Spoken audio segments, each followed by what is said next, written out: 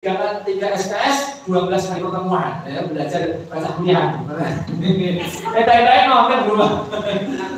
Kadung hiburan pokoknya daripada yang jalur kalau pemeriksaan sinetron atau sinetron saat ini nggak boleh musuh. Dari kata cinta boleh saat ini. Biasanya ini salah satu dari kata cinta. Jadi kalau siap apa gitu. Daripada di rumah hari ini belajar bersama. Tanpa manajemen keuangan sulit menjaga bisnis stabil karena kondisi ekonomi terus buka. Tapi soalnya kondisi ekonomi jadi kadang waktu kuliah itu yang namanya restoran Kalimilok apa ya? Kalimilok nah itu jualan susu murni itu kafe jualan susu dulu itu laris yang kita ambil saya tidak terbayangkan gitu. Ternyata selera pasar itu kan sekarang kami berubah. Orang seringnya kopi daripada susu. Ternyata tidak ada bayangan sebelumnya. Kalau pola ekonomi itu berubah sekarang orang lebih senang kafe di minum kopi. Gitu. Sekarang kopi kan jauh.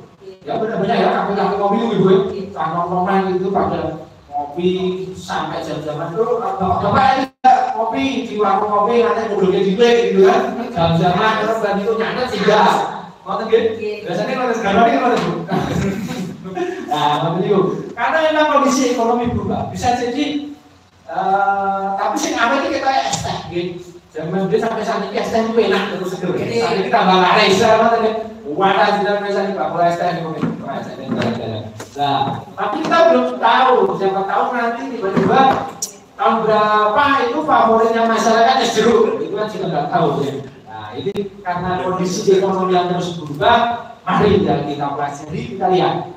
Lanjut. Nah ini jaringan ini bu, Joseph L. Messi ini saya sudah nyari loh ya. Nanti buat pengalaman. Pengertian manajemen keuangan adalah kegiatan usaha sebagai bentuk tanggung jawab untuk memperoleh dan menggunakan dana dalam mencapai tujuan dengan cara yang efektif.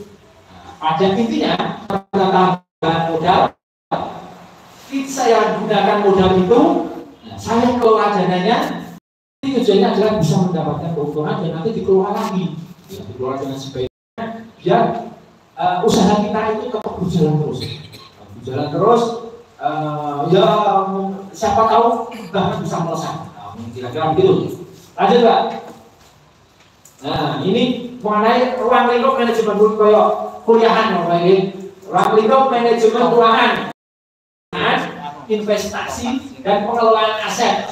Investasi hari ini juga bisa dijadikan sebagai penggunaan dananya itu.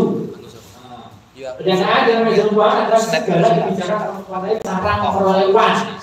Dalam bisnisnya juga, saya nanti kayak kalau mau mulai bisnis, bagaimana saya bisa memperoleh modal dulu. Mungkin dari oleh kumpulnya tabungan atau ada orang yang mau modali, mau utangi pinjaman lunak, gitu ya. Nah itu kan bagaimana cara mengelola pendanaan untuk bisnis kita. Oke. Terus investasi, bagaimana ini uang yang sudah kita dapatkan ini.